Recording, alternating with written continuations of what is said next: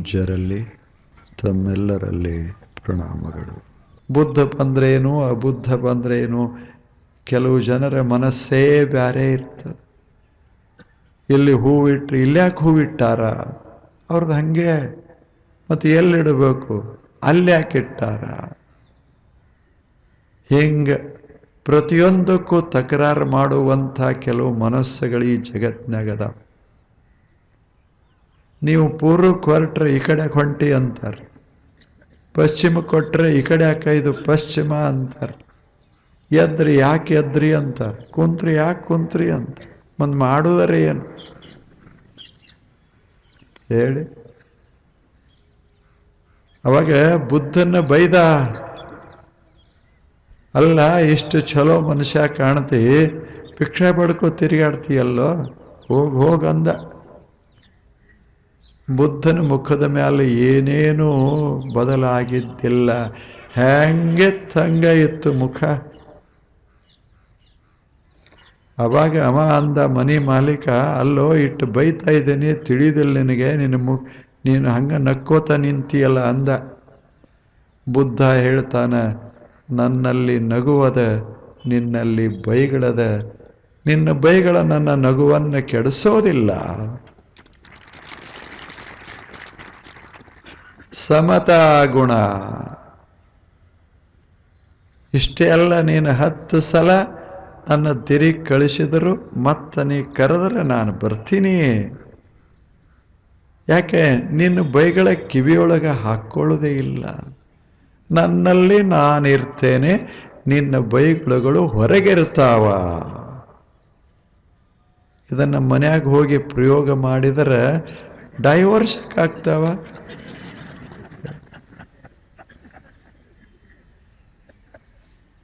ಮನ್ಯಾಗಿನವ್ರು ಅಡುಗೆ ಮನ್ಯಾಗಿದ್ದವ್ರು ಬೈಯಲ್ರಿ, ತಡ ಮಾಡಿ ಬರ್ತಿ, ಹಂಗೆ ಬರ್ತಿ, ಹಿಂಗೆ ಬರ್ತಿ, ಅಲ್ಯಾಕೆ ಹೋಗಿ ನಸಿಕಿನಾಗ 6 ಗಂಟೆಗೆ ಹೋಗಿ ಏನು ಬರ್ತದ?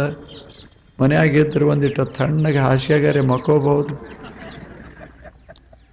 ಒಂದಿಟ್ಟು ಕಾಫಿ ಪಾಪಿ ಮಾಡಿ ಕುಡಿತಿದ್ದಿ, ಸುಮ್ಮನೆ ತಿರುಗಾಡಿ ಬಂದಿಲ್ಲ. ನೀವು ನಕ್ಕೋತಿರು. ಯಾಕೆ ಹಿಂಗಂತಿ ಅಂದ್ರೆ ಇದು ಉಪಯೋಗ ಆಗಲಿಲ್ಲ, ಅದು ಉಪಯೋಗ ಆಗಲಿಲ್ಲ. ಮಜಾ ಇರಬೇಕು. ಯೋಗ ಇದು.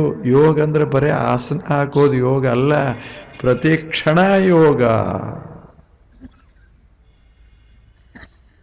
ಯೋಗ ಸಮತಾ ಗುಣ. ಏನು ಬುದ್ಧನ ಸಮತಾ ಗುಣ? ಬಹಳ ಅದ್ಭುತವಾದ ವ್ಯಕ್ತಿ ಬುದ್ಧ. ಶಾಂತ ಶಾಂತ ಶಾಂತ. ಅವಾಗ ಮನೆ ಮಾಲೀಕ ಅಂದ, ಏನು ಆಶ್ಚರ್ಯ ನಿಂದು, ನಿನ್ನಾಗ ನನಗೂ ಆಗಕ್ಕೆ ಬರ್ತದೇನು ಅಂದ.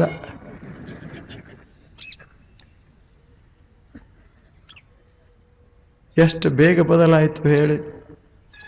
ಸಿಟ್ಟಿಗೆದ್ದೇನ್ರೆ ಶಾಪ ಕೊಟ್ಟು ಹೋಗ್ಬೋದಾಗಿತ್ತು. ಹಂಗೆ ಕೊಟ್ಟಿದ್ರೆ ಇವ 4 ಮಂದಿನ ಮತ್ತು ಊರಾಗ ಅವನ ವಿರುದ್ಧ ನಿಲ್ಲಿಸ್ತದ್ದ. ಬುದ್ಧ ಏನು ಮಾಡಲಿಲ್ಲ. There was a sweet, sacred smile on his face all his life. ಬದುಕಿನ ಕೊನೆಯ ಕ್ಷಣದವರೆಗೆ ಬುದ್ಧನ ಮುಖದ ಮೇಲೆ ಶಾಂತಿಯ ನಗು ಇತ್ತು. ಅದೇ ಯೋಗ. ಅಷ್ಟೆ, ಅದೇ ಯೋಗ. ಮುಖದ ಮೇಲೆ ಸದಾ ನಗು ಇರೋದು ಅಷ್ಟು ಸಾಮಾನ್ಯ ಅಲ್ಲ, ಅಷ್ಟು ಸಾಮಾನ್ಯ ಅಲ್ಲ. ನೀವೆಲ್ಲ ಈಗ ನಕ್ಕೋದು ಕೂತೀರಿ ಅಲ್ಲ, ಯಾಕೆ? ನಾನು ಇನ್ನೂ ಕೆಟ್ಟ ಶಬ್ದ ಬಳಸಿಲ್ಲ. ಅಕಸ್ಮಾತ್ ಒಂದು ಶಬ್ದ ಇಂದ ಬಳಸಿದರೆ ಇಂದ ಕೊನೆ.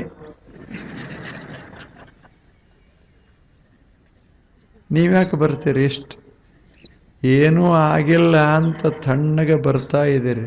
ಇನ್ನೊಂದು 4-6 ದಿವಸ ಹೇಳಿ. ಅಂದರೆ ಮನಸ್ಸು ಬದಲಾಕೋತಿರ್ತದ. ಏನೇ ಆದರೂ ನನ್ನ ಮನಸ್ಸು ಸಮರೂಪ, balanced. equanimity, in the same mood, if my mind is. That is yoga. ಯೋಗ ಅಂದ್ರೇನು? ಸಮರೂಪ, ಮನಸ್ಸಿನ ಸಮತೋಲ, ಅತಿ ಹೊಯ್ದಾಡದೆ ಇರೋದು, ಅದು ಯೋಗ. ಅತಿ ಹೊಯ್ದ ಸ್ವಲ್ಪ ಇರ್ತದ, ಇಲ್ಲಂತಲ್ಲ. ಒಂದಿಷ್ಟು ಸ್ವಲ್ಪ ಹೊಯ್ದಾಡಬೇಕು, ಸಿಕ್ಕಾಪಟ್ಟೆ ಹೊಯ್ದಾಡಬಾರದು. ಗಿಡ ಗಾಳಿ ಬೀಸ್ತು ಅಂದ್ರೆ ಸ್ವಲ್ಪ ಹೊಯ್ದಾಡ್ತದೆ, ಆದರೆ ಸಿಕ್ಕಂಗೆ ಹೊಯ್ದಾಡಕ್ಕೆ ಶುರು ಆಯಿತು ಅಂದ್ರೆ ಮುಗೀತು, ಗಿಡ ಹೋಗ್ತದೆ, ಗಿಡ ಹೋಗ್ತದೆ. ಹಾಗೆ ನಮ್ಮ ಬದುಕ ಸ್ವಲ್ಪ ಅಲಗಾಡಬಹುದೇ ವಿನಃ ವಿಪರೀತ ಮನಸ್ಸಿಗೆ ಹಚ್ಕೊಳ್ಳಕ್ಕೆ ಶುರು ಮಾಡಿದೇವಿ ಅಂದರೆ ಅದು ಯೋಗದಿಂದ ದೂರ ಸಾಕ್ತೀವಿ. ಯೋಗದಿಂದ ದೂರ ಸಾಕ್ತ. ನಮ್ಮ ಮನಸ್ಸು ಎಷ್ಟು ವಿಚಿತ್ರದ ಅಂದ್ರೆ ಯೋಗದೊಳಗೂ ಸಹಿತ ಬಹಳ ಭಾರಿ ಮಾಡೇವಿ.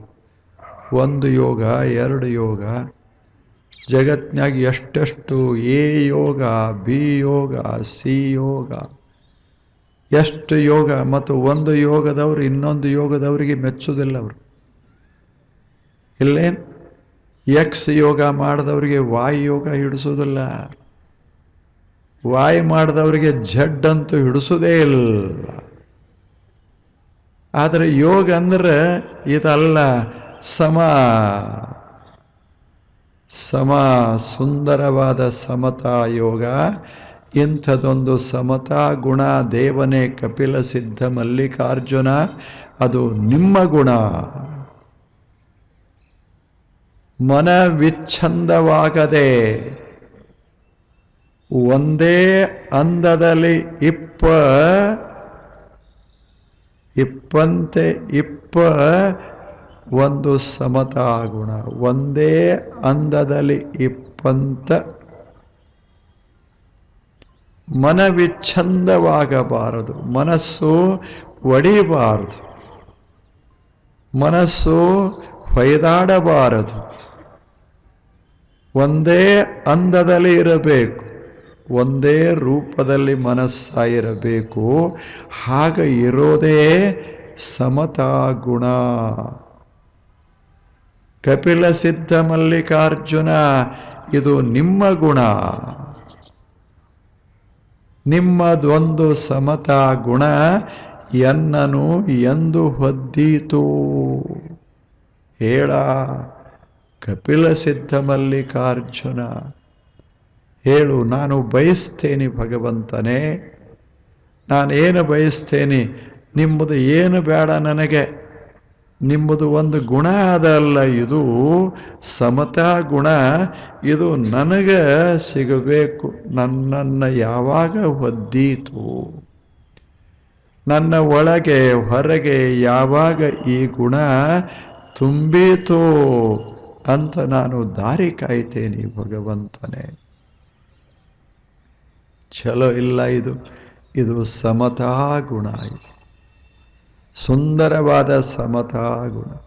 ಮನಸ್ಸು ವಿಚ್ಛಂದವಾಗದೇ ಇರೋದು.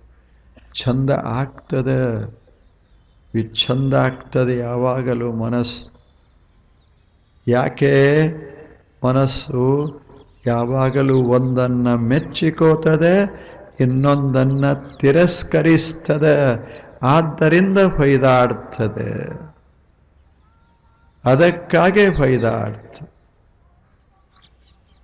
ಅದು ತಾನೇ ಎರಡು ಭಾಗ ಮಾಡಿ ಜಗತ್ತನ್ನು ನೋಡ್ತಾ ಇರ್ತದೆ. ಅದಕ್ಕೆ ಹೊಯ್ದಾಟ ಶುರು. ಹೊಯ್ದಾಟದ ಈಗಿಲ್ಲೇನು ಮನೆಗಳನ್ನು ಕಟ್ತೇವಿ, ಹೌದಲ್ಲ ಹೇಳಿ? ಮನೆ ಕಟ್ತೇವಿ, ವಾಸ್ತು ಅಂತ ಮಾಡ್ತೇವೆ. ವಾಸ್ತು ಅಂದ್ರೇನು? ಚಲೋ ಇರಬೇಕು ಮನೆ, ಅಷ್ಟೇ. ಮನೆ ಚಂದ ಇರಬೇಕು, ಸುಂದರ ಇರಬೇಕು, ಅನುಕೂಲತೆ ಇರಬೇಕು, ಮತ್ತು ದೇಹಕ್ಕೆ ಆರೋಗ್ಯಕರವಾಗಿರಬೇಕು. ಇದು ವಾಸ್ತು, ಇದೊಂದು ಸುಂದರವಾದ ಶಾಸ್ತ್ರ. ಆದರೆ ಒಂದು ದಿಕ್ಕು ಕೆಟ್ಟದ, ಒಂದು ದಿಕ್ಕು ಚಲೋ ಅದ. ಉತ್ತರ ಬಹಳ ಚಲೋ, ದಕ್ಷಿಣ ಕೆಟ್ಟ. ಹಿಂಗೆ ಅಂದೇವಿ ಅಂದರೆ ನೀವು ಬರೀ ಉತ್ತರಕ್ಕೆ ಹೋಗ್ಬೇಕಾಗ್ತದೆ, ದಕ್ಷಿಣಕ್ಕೆ ಹೊಳ್ಳಬಾರದು. ದಕ್ಷಿಣ ಎಲ್ಲಿರ್ತದೆ? ನೀವು ಉತ್ತರಕ್ಕೆ ಹೋಗುವಾಗ ನಿಮ್ಮ ಬೆನ್ನಿಂದ ದಕ್ಷಿಣ ಹಿಂಗೆ ಹೊಳ್ರಿ, ದಕ್ಷಿಣನೇ. ಜಗತ್ತಿನತ್ತ ನೋಡುವ ದೃಷ್ಟಿಕೋನ ಇರಬೇಕು. ಅಂದರೆ ದಿಕ್ಕುಗಳಲ್ಲಿ ಭೇದ ಇರೋದಿಲ್ಲ. ಎಲ್ಲ ದಿಕ್ಕುಗಳು ಸುಂದರ ಸುಂದರವಾದ ದಿಕ್ಕುಗಳೇ. ಪೂರ್ವ ಅದ ಅಂತ ಪಶ್ಚಿಮ, ಪಶ್ಚಿಮ ಅದ ಅಂತ ಪೂರ್ವ, ಸೂರ್ಯೋದಯ ಅದ ಅಂತ ಸೂರ್ಯಾಸ್ತ, ಸೂರ್ಯಾಸ್ತ ಅದ ಅಂತ ಸೂರ್ಯೋದಯ. ನೋಡೋ ದೃಷ್ಟಿ ಒಂದು ಸಮತಾ ಗುಣ, ನಿಮ್ಮದೊಂದು ಸಮತಾ ಗುಣ. ಭಗವಂತನೇ ಎಲ್ಲ ನೀವ ಮಾಡಿದ್ದರಿಂದ ನೀವು ಕೆಟ್ಟ ಹೆಂಗೆ ಮಾಡ್ತೀರಿ? ದೇವರು ಏನಾದರೂ ಇದೊಂದು ಕೆಟ್ಟಿರಲಿ, ಇದೊಂದು ಚಲೋ ಇರಲಿ ಅಂತ ಏನರೇ ಮಾಡ್ತಾನೇನು? ಸಮತಾ ಗುಣ. ಜನ ನಿನಗೆ ಬೈತಾರ, ಜನ ನಿನಗೆ ಹೊಗಳ್ತಾರ. ಹೊಗಳುವುದಲ್ಲೇನು, ಬೈಯುವುದಲ್ಲೇನು? ಒಬ್ಬ ಬಂದು ದೀಪ ಹಚ್ಚಿ ನಮಸ್ಕಾರ ಮಾಡಿ ಹೋಗ್ತಾನೆ, ಇನ್ನೊಬ್ಬ ಬಂದು ದೀಪ ತೆಗೆದು ಅದೇನು ಆಭರಣ ಏನಾರೇ ಹಾಕಿದ್ರೆ ಅವತರನಿಷ್ಟು ತಗೊಂಡು ಹೋಗ್ತಾನೆ. ಆದರೆ ದೇವರು ತಣ್ಣಗೆ ಸಮತ. ಪೂಜಾರಿ ಬರ್ತಾನೆ, ಇದೆಲ್ಲ ಏನಾಯಿತು ಅಂತಾನೆ. ದೇವರು ತಣ್ಣಗೆ, ಏನೂ ಇಲ್ಲ. ದೀಪ ಯಾರು ಆರಿಸಿದ್ರು ಅಂತ ಕೇಳ್ತಾನೆ ಪೂಜಾರಿ, ತಣ್ಣಗೆ. ಯಾರು ಒಯ್ದ್ರು ಇದನ್ನೆಲ್ಲ ಅಂತಾನೆ, ತಣ್ಣಗೆ. ಅದಕ್ಕೆ ದೇವ್ರ ಹತ್ರ ನಮ್ದು ಆಗೋದಿಲ್ಲ. ಎಲ್ಲ ತಾಪ್ ಮಾಡ್ಕೊಂಡು ಬದುಕ್ತೇವಲ್ಲ. ಅದಕ್ಕೆ ನಮಗೆ ಸಮತಾ ಗುಣ ಇಲ್ಲ, ಯೋಗ ಇಲ್ಲ. ನಾವೀಗ ಯೋಗಿಗಳಾಗಬೇಕು. ಪ್ರತಿಯೊಬ್ಬರು ಯೋಗಿಯಾಗಬೇಕು. ಬರೇ ಗಂಡು ಮಕ್ಕಳು ಯೋಗಿಗಳಲ್ಲ, ಹೆಣ್ಣು ಮಕ್ಕಳು ಅಷ್ಟೇ ಅಲ್ಲ, ಸಣ್ಣವರು ಹಿಡಿದು ಮುದುಕರವರೆಗೆ ಪ್ರತಿಯೊಬ್ಬ ಯೋಗಿಯಂತೆ ಬದುಕಬೇಕು ಈ ಜಗತ್ತಿನಲ್ಲಿ. ಅದು ಸಿದ್ದರಾಮೇಶ್ವರರ ಸಂದೇಶ. ಸಮತಾ ಗುಣ, ಸಮತಾ ಯೋಗ. ಎಂಥದೊಂದು ಸಮತಾ ಯೋಗ ಬರಬೇಕು ಆಯಿತು ಅಂದ್ರೆ ಸ್ವಲ್ಪ ಎದಿ, ಹೌದಲ್ಲ ಹೇಳಿ? ಇದಕ್ಕೆ ಭಕ್ತಿ ಯೋಗ ಅಂತಾರೆ. ಭಕ್ತಿ ಯೋಗ ಅಂದರೆ ಬಹಳ ಆಧಾರ ಯೋಗ ಇದು ಬದುಕಿಗೆ. ಇದು ಇತ್ತು ಅಂದರೆ ಸಮತಾ ಗುಣ ಶುರುವಾಗ್ತದೆ. ಒಳಗೆ ಪ್ರೇಮ ಇಲ್ಲದೆ ಇದ್ದರೆ ಸಮತಾ ಹೆಂಗೆ ಬರ್ತದೆ? ನಿಮ್ಮ ಬಗ್ಗೆ ನನಗೆ ಒಳ್ಳೆ ಭಾವನಾ ಇದ್ದರೆ ನಿಮ್ಮನ್ನೆಲ್ಲ ಒಂದಂತ ನಾನು ನೋಡ್ತೇನೆ. ಭಾವನೆ ಕೆಟ್ಟು ಹೋಗಿತ್ತು ಅಂದರೆ ಒಂದಂತ ನೋಡಲಿಕ್ಕೆ ಹೆಂಗಾಗ್ತದೆ ಹೇಳಿ? ಹೇಗಾಗ್ತದೆ? ಅದಕ್ಕೆ ಮನುಷ್ಯ ಇದನ್ನು ಪಡೆಯೋದು. ಪ್ರೇಮ, ಪರಮ ಪ್ರೇಮ, ಪವಿತ್ರ ಪ್ರೇಮ, ದಿವ್ಯ ಪ್ರೇಮ, ಆ ಬಳಿಕ ಸಾತ್ವಿಕವಾದ ಸುಂದರ ಸಹಜ ಪ್ರೇಮ ಎದೆಯೊಳಗೆ ಇತ್ತು ಅಂದರೆ ಜಗತ್ತಿನಲ್ಲಿ ಸಮತೆ ಶುರುವಾಗ್ತದೆ. ಜೀವನ ಯೋಗ ಜೀವನವಾಗ್ತದೆ. ಆವಾಗ ಯೋಗ ಜೀವನ. ಎಷ್ಟು ಚಂದದ ಯೋಗ ಜೀವನ, ಎಷ್ಟು ಸುಂದರವಾಗಿದೆ. ಒಂದು ಹಕ್ಕಿ ಕೂತಿತ್ತು ಒಂದು ಗಿಡದಾಗ. ಅದು ಸಣ್ಣ ಹಕ್ಕಿ, ಒಂದಿಷ್ಟ ಹಕ್ಕಿ, ಬಹಳ ಚಂದಿತ್ತು. ಹಕ್ಕಿಗಳು ಸುಂದರವಾಗಿಯೇ ಇರ್ತಾವೆ. ಯಾಕೆ? ಏನಿರೋದಿಲ್ಲ ಅವಕ್ಕೆ, ಹಿಂದೆ ಮುಂದೆ ಅದು ಇದು ಏನೂ ಇರೋದಿಲ್ಲ. ಮತ್ತು ನೆಲಕ್ಕೆ ಹಾರೋ ಅಲ್ಲ, ಆಕಾಶದಾಗಿರುವ. ನೆಲದ ಮೇಲೆ ತಿರುಗಾಡೋರಿಗೆ ಸ್ವಲ್ಪ ಎಲ್ಲ ತೊಂದರೆಗಳಿರ್ತಾವೆ. ಆಕಾಶದವರು ಇರೋರಿಗೆ ಯಾವ ದಿಕ್ಕೇನು, ಯಾವ ದಾರೇನು. ಒಬ್ಬ ಮನುಷ್ಯ ಸುಮ್ಮನೆ ಇರಬೇಕಲ್ಲ, ಕಲ್ಲು ಒಗದ. ಎದಕ್ಕೆ? ಆ ಗುಬ್ಬಿಗೆ. ಆ ಗುಬ್ಬಿ ಏನು ಮಾಡಿತ್ತು? ಏನಿಲ್ಲ. ಆ ಮನುಷ್ಯ ಏನು ಮಾಡ್ದ? ಒಗದ. ಯಾಕೆ ಒಗದ? ಏನಿಲ್ಲ, ಒಗಿಬೇಕು ಅನ್ನಿಸ್ತು, ಒಗದ. ಮನುಷ್ಯಂದು ಹಂಗೆ ಇರ್ತದ. ಹೀಗಿರುವುದಲ್ಲೇನು, ಇಲ್ಲೊಂದಿಷ್ಟು ಗಿಡ ಇರ್ತದೆ, ಅದರ ಸಮೀಪ ಹಾಯ್ದು ಹೋಗುವಾಗ ಒಂದು ಎಲೆ ಹರ್ಕೋತೇವೆ. ಯಾಕೆ? ಏನಿಲ್ಲ, ಗೊತ್ತಿಲ್ಲ, ಸುಮ್ಮನೆ ಹರಿತೆ. ಹರಿಯೋದೊಂದು ಗುಣ, ಮುರಿಯೋದೊಂದು ಗುಣ, ಒಡೆಯೋದೊಂದು ಗುಣ, ಒಗೆಯೋದೊಂದು ಗುಣ. ಇವು ಗುಣಗಳಿವು. ಹಂಗೆ ಒಂದು ಕಲ್ಲು ಒಗದ. ಅವಾಗ ಗೊಬ್ಬಿತ್ತಲ್ಲ, ಅದಕ್ಕೆ ಗೊತ್ತು, ಏನು ಕಲ್ಲು ಒಗೆದ್ರು ನನಗೇನು ಬಡಿಯೋದಿಲ್ಲ, ಅಟ್ಟೆ ನೀವು ಶಾಣೆ ಅಲ್ಲ ಅಂತ ಅದಕ್ಕೆ ಗೊತ್ತು. ಒಂದು ಒಗದ, ಅದೇನು ಹೇಳಲಿಲ್ಲ. ಎರಡು ಒಗದ, ಹೇಳಲಿಲ್ಲ. ಒಮ್ಮೆ ಆ ಕಡೆ ಹೊಕ್ಕಿತ್ತಕ್ಕಲ್ಲ, ಒಮ್ಮೆ ಈ ಕಡೆ ಬರ್ತಿತ್ತು. ಚಲೋತಾಗಿ ನಿಂತಿನ್ನು ಹೊಡೆದೇ ಬಿಡ್ತೀನಿ ಅಂತ ಹೊಡೆದ ಕಲ್ಲ ಬರೋಬ್ಬರಿ ಹೋಗಿ ಅಲ್ಲೇ ಹತ್ತುವುದಕ್ಕೆ ಪಕ್ಷಿ ಮ್ಯಾಲ, ಅಲ್ಲೇ ಮ್ಯಾಲ ಈಚೆ ಕಡೆ ಸರಿದು ಕುಂತು, ಕಲ್ಲು ಅಲ್ಲೇ ಬಿತ್ತು. ಆವಾಗ ಪಕ್ಷಿ ಹೇಳ್ತು, ನೀನು 100 ಕಲ್ಲು ಒಗೆದರೂ ಚಿಂತಿಲ್ಲ, ನಾನು ಹಾರವ ಹಾಡವ ಅದಕ್ಕೆ ಬಂದವ, ನಿನ್ನ ಕಲ್ಲು ಎಣಸಕ್ಕೇನು ಬಂದಿಲ್ಲ ಅಂತ. ನಾವು ಬದುಕೋ ರೀತಿ ಬೇರೆ ಮನುಷ್ಯನೇ, ನೀನು ಬದುಕೋ ರೀತಿ ಬೇರೆ, ನೀನು ಬದುಕೋ ರೀತಿ ಬೇರೆ.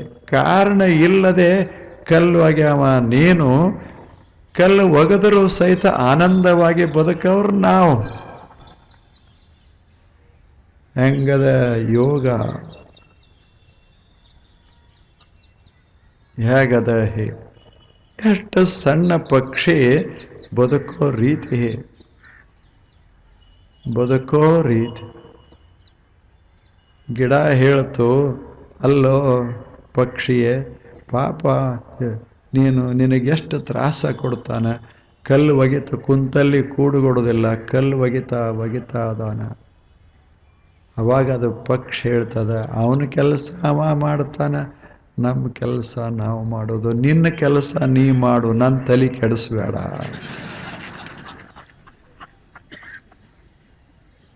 ಸುಮ್ಮನೆ ಬೆಳೆಯೋದದ ಬೆಳಿ.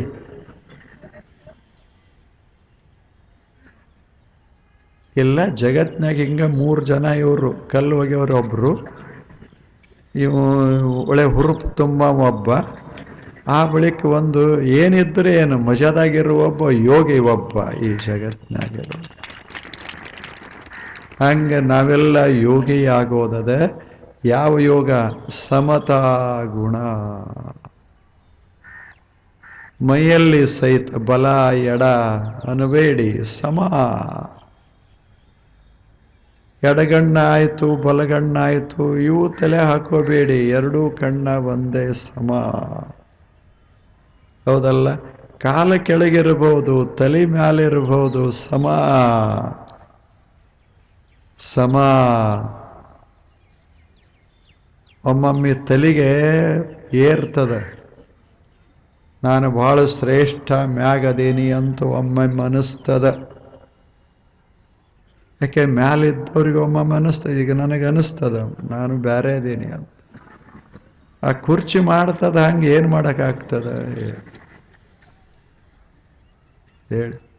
ನೀವು ಬಂದು ಇಲ್ಲಿ ಕೂಣ್ರಿ, ಆಗಿಂದಾಗ ಯಾರಾದರೂ ಫೋಟೋ ತೆಗಿಲಿ ಅನ್ಸಕ್ಕೆ ಶುರುವಾಗ್ತದೆ.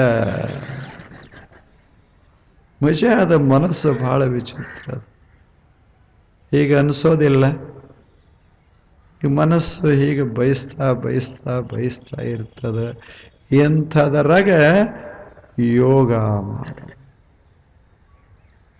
ಸುಂದರವಾದಂಥ ಯೋಗ ಇದು. ಎಲ್ಲ ಇರಬೇಕು, ಎಲ್ಲ ವೈವಿಧ್ಯತೆ ಇರಬೇಕು. ಜಗತ್ತನ್ನು ತಿದ್ದೋ ಪ್ರಶ್ನೆ ಅಲ್ಲ, ನಮ್ಮ ದೃಷ್ಟಿಯಲ್ಲಿ ಸಮತೆ ಇರೋ ಪ್ರಶ್ನೆ, ಸುಂದರವಾಗಿ ನೋಡೋ ಪ್ರಶ್ನೆ, ಚೆಂದಾಗಿ ನೋಡೋದು, ಮಸ್ತಾಗಿ ನೋಡೋದು. ನೋಡಕ್ಕೆ ಕಲಿಬೇಕು ಮನುಷ್ಯ. ಒಂದು ಗಣ್ಣಿನಿಂದ ನೋಡಬೇಕು ಈ ಜಗತ್ತನ್ನು. ಅದೇ ಯೋಗ. ಒಳಗೆ ಭಾವ, ಹೊರಗೆ ಯೋಗ. ಇಂಥದೊಂದು ಸುಂದರ ಜೀವನವನ್ನು ಸಾಗಿಸೋದು. ಇಂಥ ಜೀವನ ಸಾಗಿಸೋದಕ್ಕೆ ಏನು ಬೇಕಾಗ್ತದೆ? ಚಲೋ ಎದೆ ಬೇಕಾಗ್ತದೆ. ಅದನ್ನು ನಾವು ನೋಡ್ಕೋತದೆ ಇಷ್ಟು ದಿನಗಳ ಕಾಲ. ಇನ್ನೂ ಒಂದು 4-6 ದಿವಸ ನೋಡೋರದೇವೆ. ನೀವು ಬರ್ತೀರಿಲ್ಲ, 4-6 ದಿವಸ ಬರೋದು. ಥಂಡಿ ಅಷ್ಟು ಯಾಕಿರೋದು? ಯಾಕೆ ಮುಂದಿರ್ತದಲ್ಲ ಕಾವು.